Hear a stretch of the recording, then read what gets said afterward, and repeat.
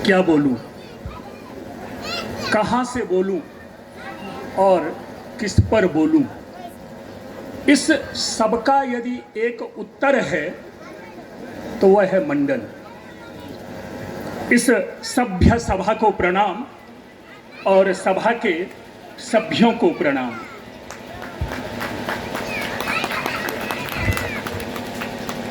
शुरू में जब मंच पर बुलाया गया था तो अक्षय जी ने एक बड़ा सुंदर संबोधन किया था हम लोगों के लिए, और वह संबोधन था अतिथि का।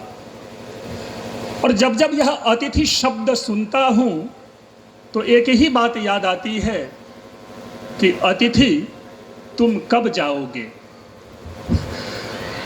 नहीं, मैं अतिथि नहीं हूं अक्षय जी, मैं इस परिवार का, इस जमीन का एक अंश हूं जो प्रतिवर्ष मंडन को स्मरण करने के लिए यहां आता हूं।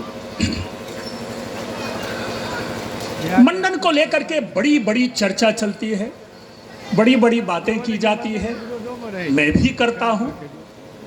मित्र सच्चिदानंद जी ने बहुत सारी बातें कही, सुमित जी ने जो भी बची हुई बातें थी वो छोड़ दी, सुना दी। अब जब आप उन दोनों वक्ता के बाद बोलने के लिए आते हैं तो फिर बचा कुछ नहीं रह जाता, इसीलिए वह प्रश्न था कि क्या बोलूं। लेकिन जिस तरह से हम कहते हैं कि हरि अनंत, हरि कथा अनंता, उसी प्रकार से यदि मंडन की बात करें तो मंडन अनंत नहीं, मंडन एक, लेकिन मंडन की कथा अनंता। मैंने कई बार यहाँ से कहा कि जिन खोजा तिन पाइयां गहरे पानी पैठ, जो बोरा डूबन डरा रहा किनारे बैठ। अगर इसका दो चार उदाहरण लें कि हम कहाँ डुबकी लगाने की बात कर रहे हैं तो उसमें से एक उदाहरण मंडन है, मंडन विश्व है। अब मूल विषय की बात कर रहा हूं। शास्त्रार्थ की चर्चा आई, कैसे मंडन को हम समझें इसकी चर्चा आई।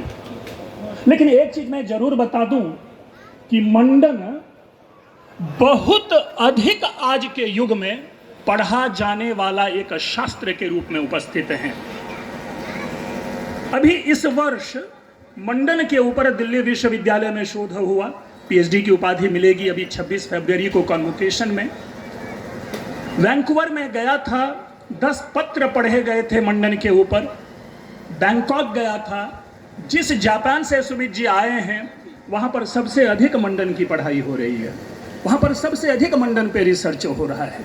लेकिन प्रश्न है कि मंडन पे रिसर्च क्यों? क्योंकि उन लोगों ने सोचा, उन लोगों ने समझा कि मंडन ने सब कुछ नया दिया है। उन्होंने कभी किसी से शास्त्रार्थ नहीं किया और ना ही वे कभी शास्त्रार्थ में पराजित हुए।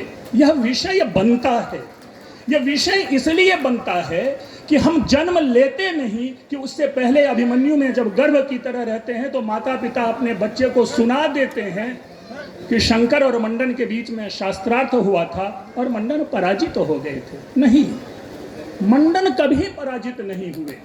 मित्रों, एक और चीज नया मैं आप लोगों को बताता हूं। ये जो शास्त्रार्थ शब्द है ना, ये 20वीं शताब्दी का शब्द है। इसी मोहल्ले से है या बाहर से है?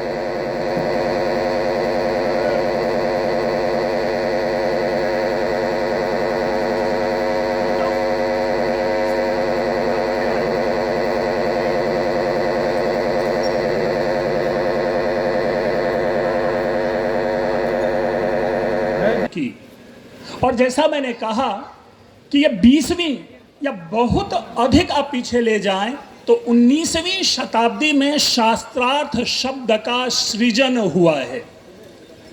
उससे पहले हमारे पास 3 शब्द प्राप्त होते हैं, संवाद, वाद और विवाद, बाद में प्रतिवाद।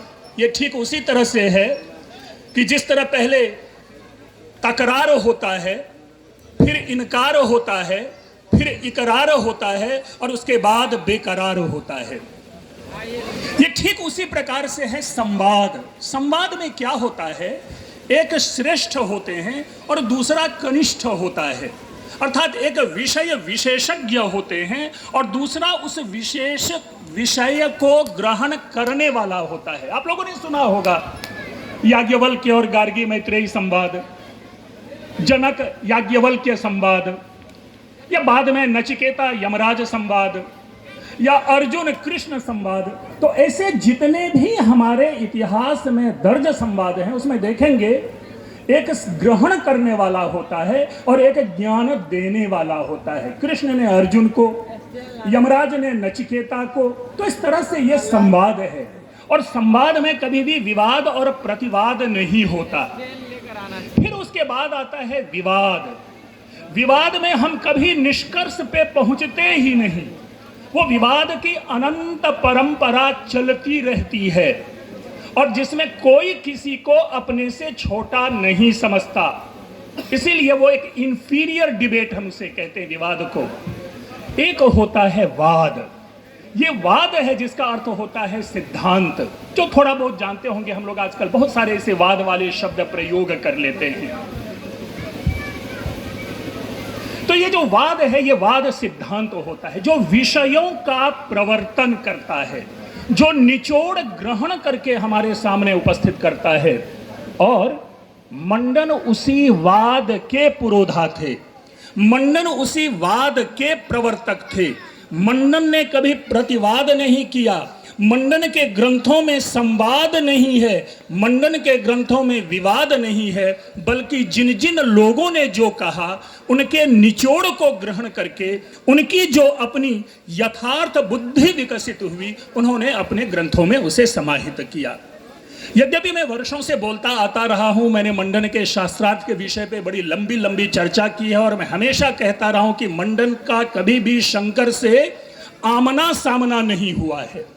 और मैंने हमेशा इसके लिए कहा है कि हमारे यहाँ क्या होता है, पीआर होता है, पब्लिक रिलेशन। हम अपने साथ दो चार चेले को लेकर के चलते हैं, और वो चेला हमारे बारे में कहेगा कि वो बहुत बड़ा विद्वान है। भले ही मैं विद्वान रहूं नहीं, लेकिन मैं महाविद्वान बन जाता हूं। ये इस प्रकार की एक परंपरा रही है हमारे अकादमिक जगत में भी, और ये आज से परंपरा नहीं है, ये सदियों काल से परंपरा है। आप जरा सोचिए कि आनंद गिरी और माधवाचार्य से पहले कहीं किसी प्रकार की चर्चा ही नहीं मिलती है मंडन और शंकर के एक साथ की।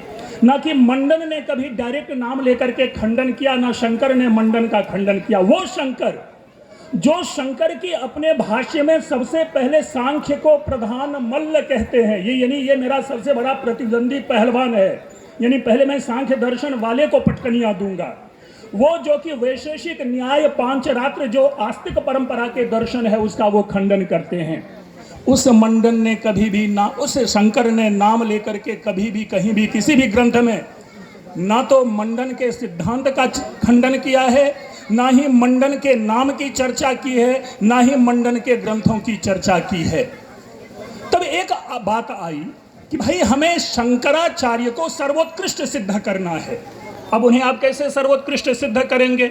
तो उनके जो अनुयायी हैं उन्होंने पुस्तकों की रचना की और उनको दिग्विजय बनाना है, दिग्विजय दिखाना है, इस प्रकार की कपोल कल्पना गढ़ के अपने अपने काव्य लिखने शुरू कर दिए। अब जरा सोचिए कि जैसा सुमित जी ने कहा या जैसा हमारे स्नेही जी ने कहा कि यदि हम मान लेते हैं कि 8वीं शताब्दी के मंडन है, 9वीं शताब्दी के शंकर हैं, अब जरा सोचिए हम यह भी कह लेते हैं कि शास्त्रार्थ हुआ, इसी बड़गद या पीपल के पेड़ की छांव में बैठ के शास्त्रार्थ हुआ, तो बीच में उस 400-500 वर्षों तक उस शास्त्रार्थ की कहीं चर्चा ही नहीं है। अब जरा सोचिए कि कोई घटना 400 वर्षों तक कैसे दबी रह सकती है, किस प्रकार दबी रह सकती है। एक और नई बातें आई कि नहीं, शंकराचार्य ने पूरे भारत से बौद्धों को भगाया। अरे ऐसे मूर्ख पंडितों, जिसने ग्रंथ नहीं पढ़ा है कम से कम ऐसी बातें ना करें। शंकराचार्य ने कभी बौद्धों के विरुद्ध में संघर्ष नहीं किया, क्योंकि जब बौद्ध शंकराचार्य हुए थे तब तक बौद्ध भाग चुके थे, और बौद्धों को भगाया इसी मिथिला की धरती के नैयायिकों ने। चर्चा कर रहे थे स्नेही जी, गौतम यहाँ के थे, उनके गौतम सूत्र के ऊपर में कमेंट्री भाष्य, उनकी सरल शब्दों में व्याख्या किया वात्स्यायन ने, और उस वात्स्यायन के ऊपर प्रहार किया वसुबंधु ने, जो कि बौद्ध हैं। वसुबंधु के मौत सिद्धांतों का खंडन किया उद्योतकर ने अपने न्याय वार्तिक में, जो नैयायिक हैं। उस उद्योतकर का खंडन किया दिन्नाग ने, जो कि बौद्ध है। बौद्धों का खंडन किया वाचस्पति मिश्र ने, जो पुनः नैयायिक और मैथिल है। उस वाचस्पति मिश्र का खंडन किया धर्मकीर्ति ने, जो कि बौद्ध है। धर्मकीर्ति के मतों का खंडन किया उदयनाचार्य ने। उदयनाचार्य के मतों का खंडन किया धर्मोत्तर ने, जो कि बौद्ध है। धर्मोत्तर के मतों का खंडन इसी प्रकार से होता चला गया, और यह संघर्ष केवल और केवल मिथिला में है, और कहीं भी विश्व के किसी भी क्षेत्र में नहीं है। भारत की किसी भी भूमि में यह संघर्ष आपको नहीं दिखेगा जहां पर कि खंडन और मंडन की परंपरा इतनी जीवंत रही है। और श्रेय दे दिया गया शंकराचार्य को कि शंकराचार्य ने बौद्धों से विवाद किया, जब बल्कि जान करके आश्चर्य लगेगा कि शंकराचार्य के ऊपर में आक्षेप है कि वे प्रच्छन्न बौद्ध थे, वे छिपे हुए बौद्ध के अनुयायी थे, क्योंकि उन्होंने नागार्जुन के शून्यवाद का अनुकरण करके उन्होंने अपने जो ये अद्वैत है उस सिद्धांत का समर्थन किया या उस सिद्धांत का प्रवर्तन किया। अस्तु, मैं दो चार मूल तत्वों को, जो मंडन ने जो दो तीन मूल बातें कही, मैं उसकी ओर इशारा करना चाहूंगा। उनमें से एक सिद्धांत है उनका ज्ञान कर्म समुच्चयवाद। ये सभी जानते हैं, मैं नहीं समझता कि इस पंडाल में जो प्रतिवर्ष आने वाले हैं वे इस शब्द से अनवगत रहे होंगे। सभी उस शब्द को जानते हैं। उस ज्ञान कर्म समुच्चय को समझिए। एक और बता दूं, ये धरती कभी भी वेदांतियों की नहीं रही है। कभी भी मिथिला जो धरती है वो वेदांतियों की नहीं रही है। मिथिला धरती मीमांसकों की रही है। मिथिला धरती नैयायिकों की रही है। बाद में आता गया, लोग आते गए सुन करके, भाई मैं आता हूं दिल्ली से तो यहाँ महिषी में भी बैठ करके मैं जय माता दी कह बैठता हूं। हमारी अपनी भाषा नहीं है जय माता दी, लेकिन हम यहां पर भी आप गाड़ी पर लिखा हुआ देखेंगे जय माता दी।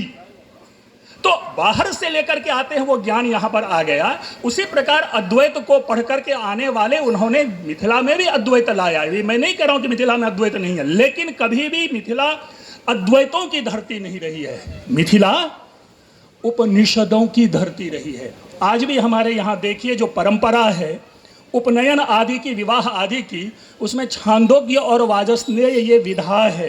ये मीमांसकों की परंपरा है।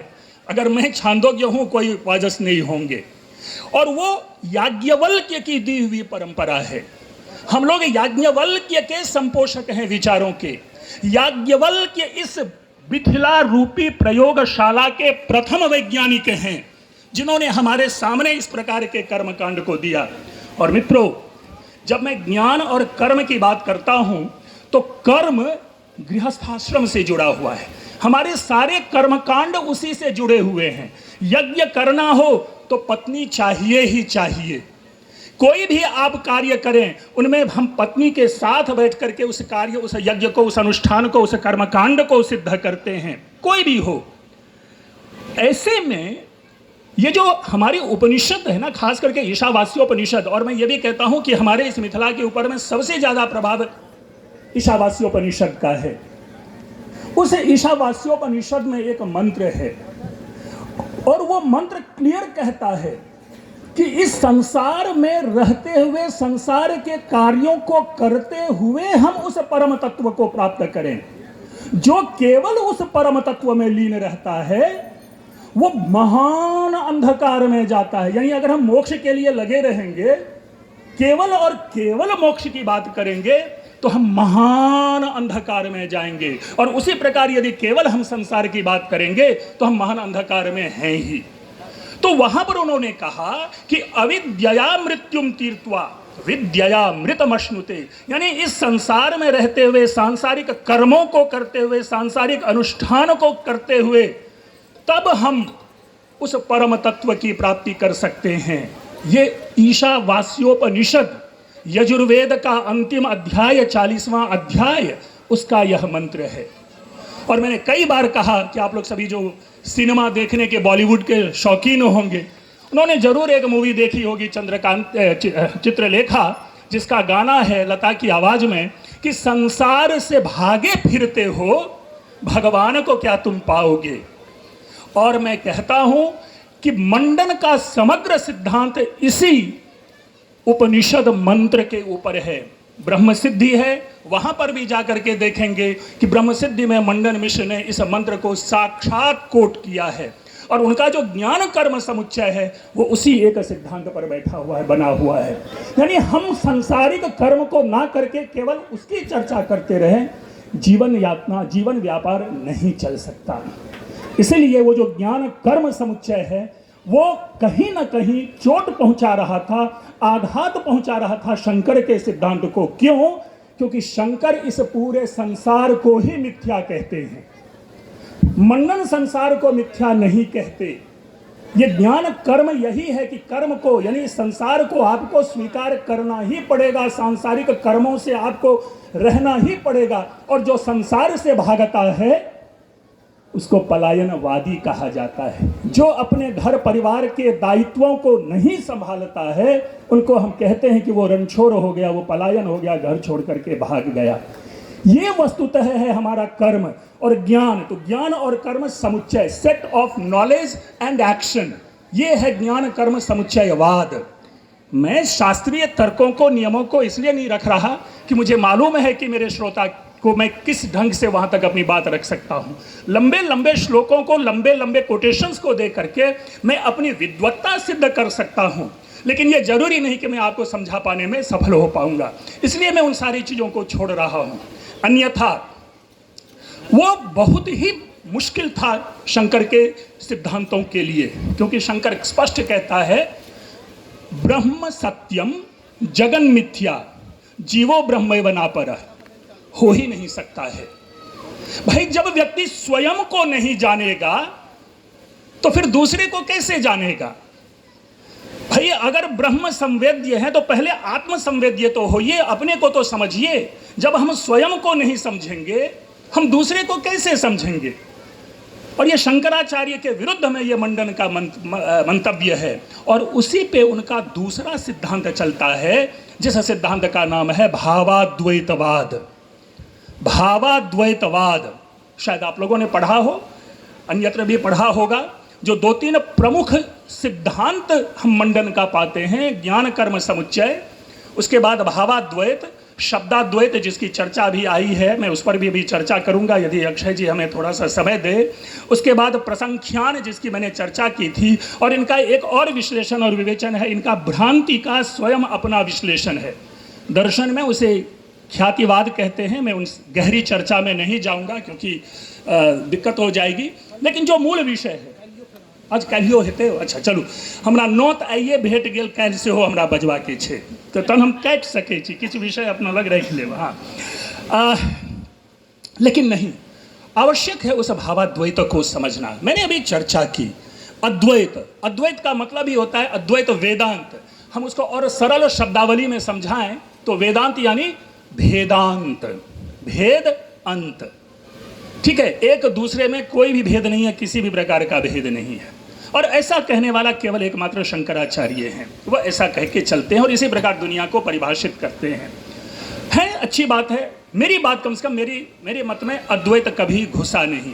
मैं अद्वैत का संपोषक नहीं हूं, मैं अद्वैत का समर्थक नहीं हूं। हाँ, शंकराचार्य का भक्त हो सकता हूं, उसके ब्रिलियंस का भक्त हो सकता हूं, उनके इंटेलिजेंस का भक्त हो सकता हूं, उनकी विश्लेषण पद्धति का मैं कायल हो सकता हूं, लेकिन जिस सिद्धांत से वो संसार की व्याख्या करते हैं मैं उनका सदैव से पूर्व विरोधी रहा हूं, मुखर विरोधी रहा हूं। इसलिए शंकराचार्य ठीक है, आदरणीय है, लेकिन उनके सिद्धांत पर चलने वाला मैं नहीं हूं। क्योंकि अगर सारे लोग केवल उस एकत्व की सिद्धि में, प्राप्ति में लेकर के चले जाएंगे तो ये जगत का क्या होगा?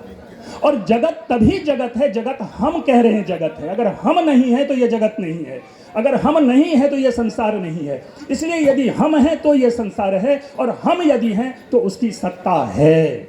हम उसको कभी नहीं कह सकते कि संसार नहीं है, क्योंकि जब हम प्रकृति की बात करते हैं, अंत में उन्हीं शंकराचार्य को भक्ति की शरण में जाना पड़ा।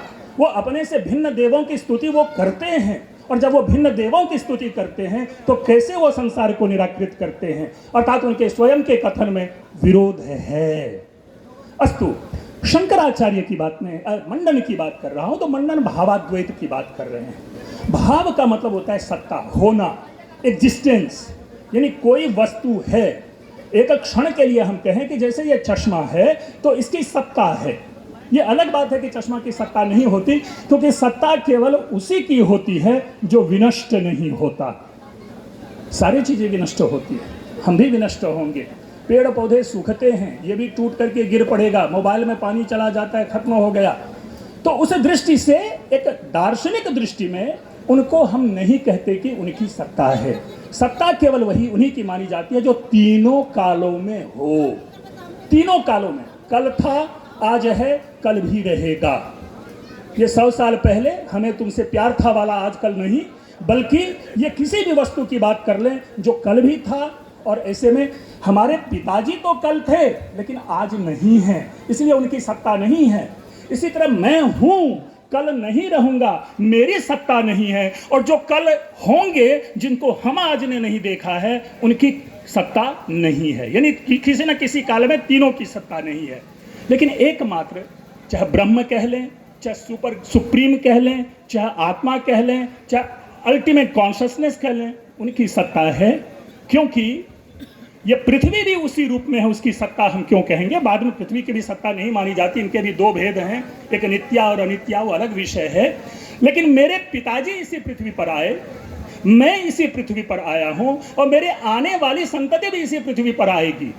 दूसरे शब्दों में, ये पृथ्वी कभी विनष्ट नहीं हुई है। आप जिस सतयुग त्रेता द्वापर की परिकल्पना करते हैं, वो इसी पृथ्वी पर हुई है। पृथ्वी में जो बातें कही, क्योंकि जो कहानियां कई सारी जो आप लोग प्रलय आदि की है, वो बाद की कहानियां है, उसे पूर्व हमें ऐसा नहीं मिलता, लेकिन इसकी सत्ता है। अस्तु, तो मंडन कहते हैं भावाद्वैतवाद। भाव का अर्थ मैंने आपको बताया कि सत्ता है, और उस दृष्टि से जो ब्रह्म है, उस ब्रह्म का अस्तित्व है, उस ब्रह्म की सत्ता है, उस ब्रह्म का भाव है। और जो अभावात्मक वस्तु है, उसकी सत्ता सिद्ध नहीं होती। ये दोनों बातें स्पष्ट है, क्लियर है, समझने में कोई चक्कर नहीं है। लेकिन शंकर को तो नहीं, मंडन अपने ग्रंथ ब्रह्म सिद्धि में कहते हैं कि अगर एक क्षण के लिए कि अभावात्मक वस्तु की सत्ता अगर नहीं ही सिद्ध होती है, तो इससे अद्वैतवाद में क्या हानि पड़ जाएगी? एक क्षण के लिए अगर हम कहते हैं कि ये जगत मिथ्या नहीं है, जगत है, तो ब्रह्म के होने ना होने, ब्रह्म के नित्य होने में, ब्रह्म की सत्ता होने में क्या हानि है? मैं नहीं कह रहा। शंकर ने ऐसी बातें, शंकर के विरोध में मंडन ने ऐसी बातें की है कि यदि हम एक क्षण के लिए मान ही लेते हैं ये सारे तत्व हैं, तो अद्वैत में क्या हानि पड़ जाएगी?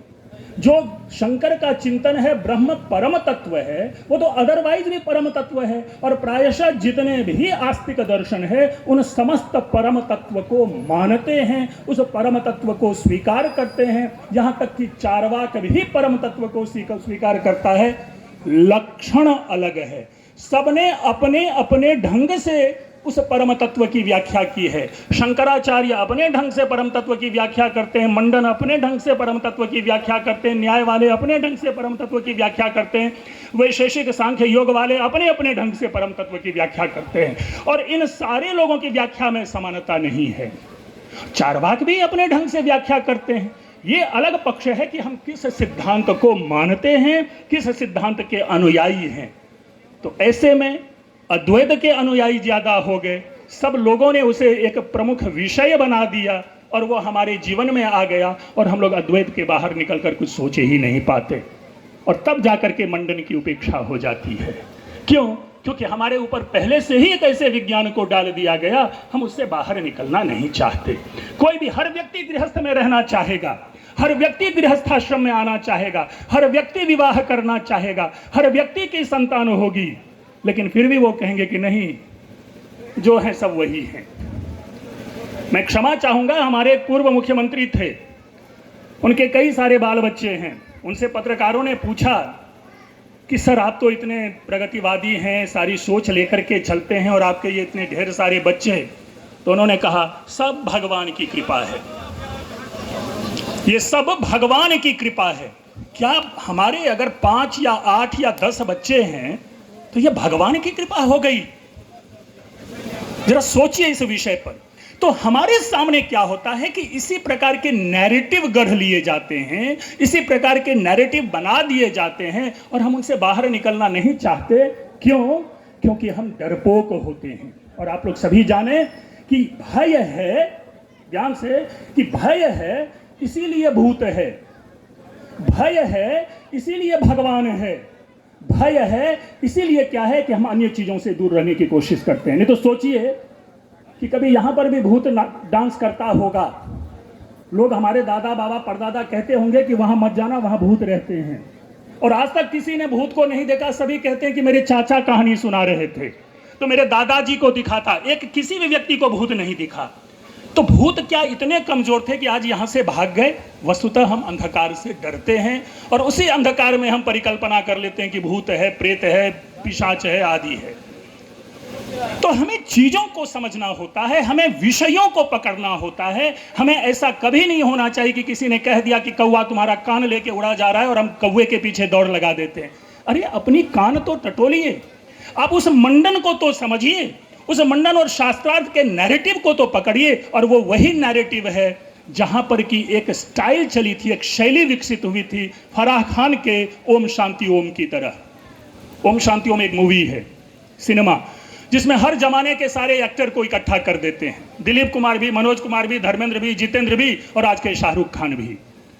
संभव नहीं है ना भाई, आज जो मूवी बनेगी उस मूवी में आप धर्मेंद्र और जितेंद्र को युवा बना करके तो नहीं दिखा सकते ना, लेकिन उसमें दिखा दिया गया।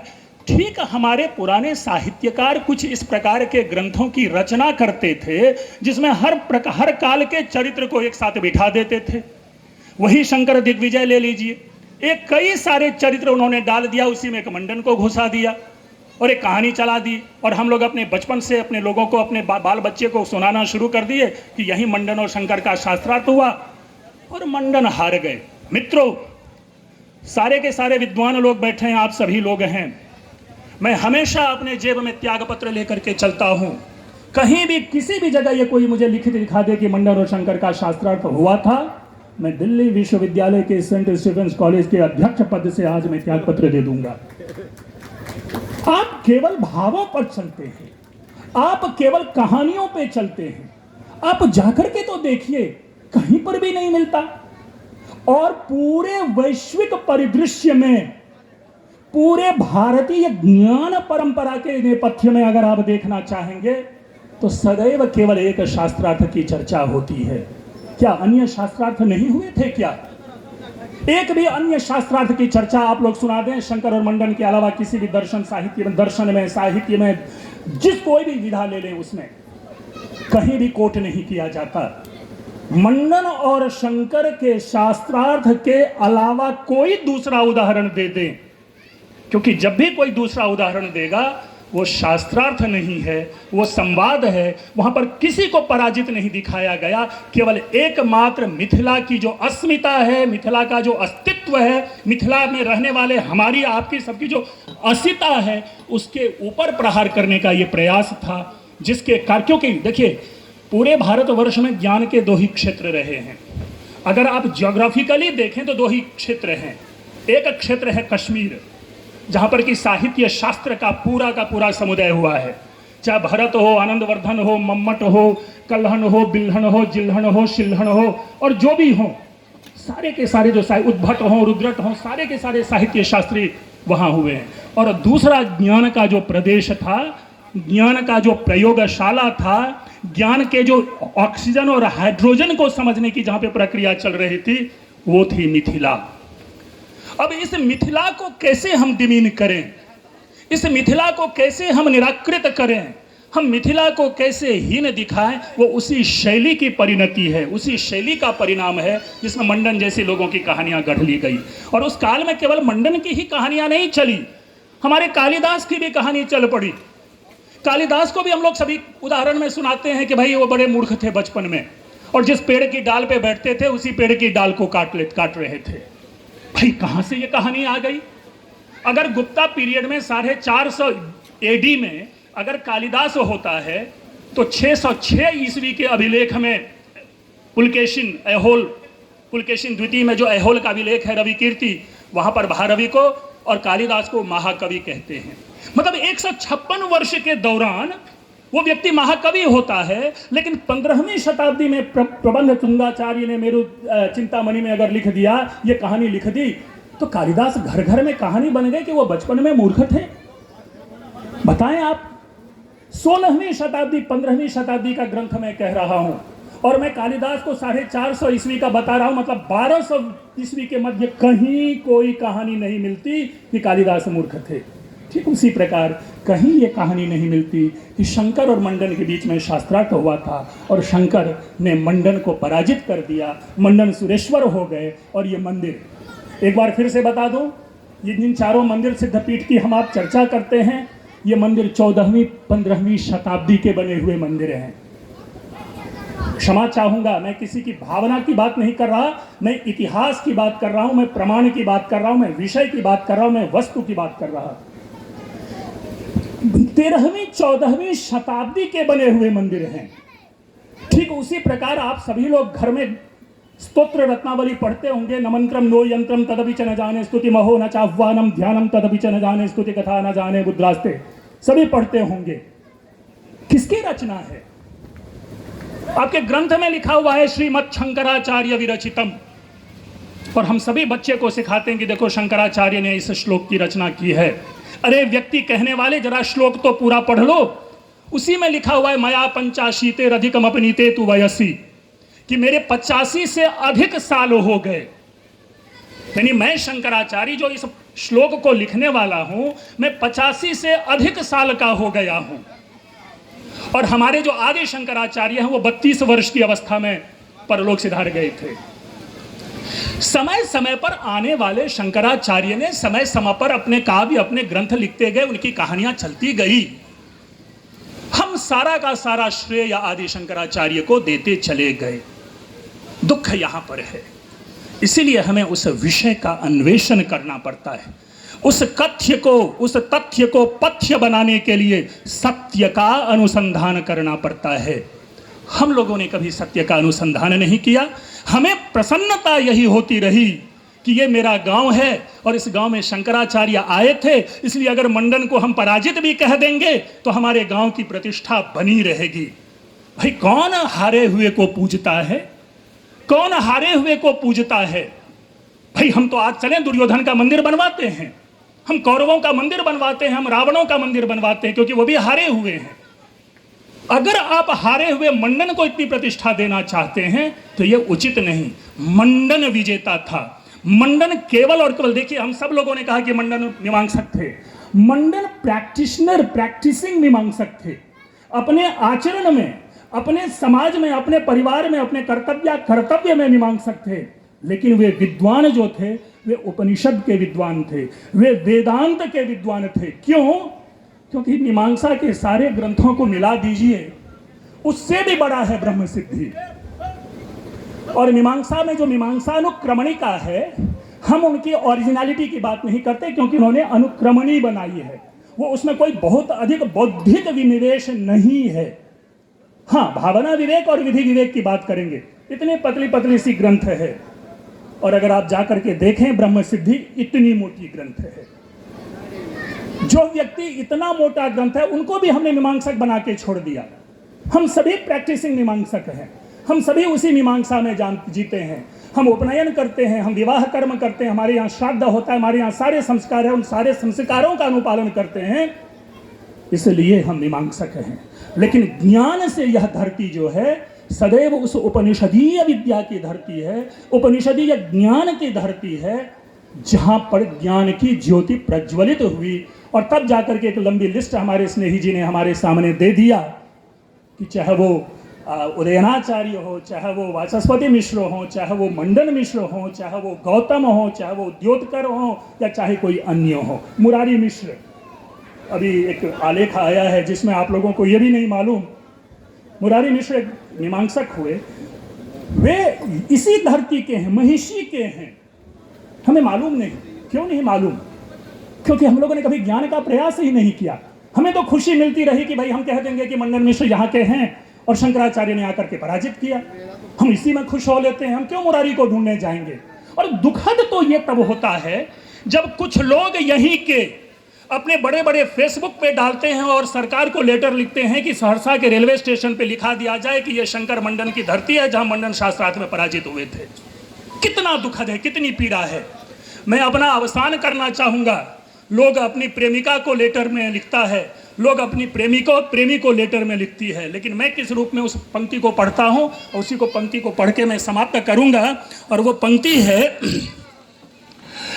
अच्छा खासा बैठे बैठे गुम हो जाता हूं, अच्छा खासा बैठे बैठे गुम हो जाता हूं, अब मैं अक्सर मैं नहीं रहता, अब मैं अक्सर मैं नहीं रहता, तुम हो जाता हूं।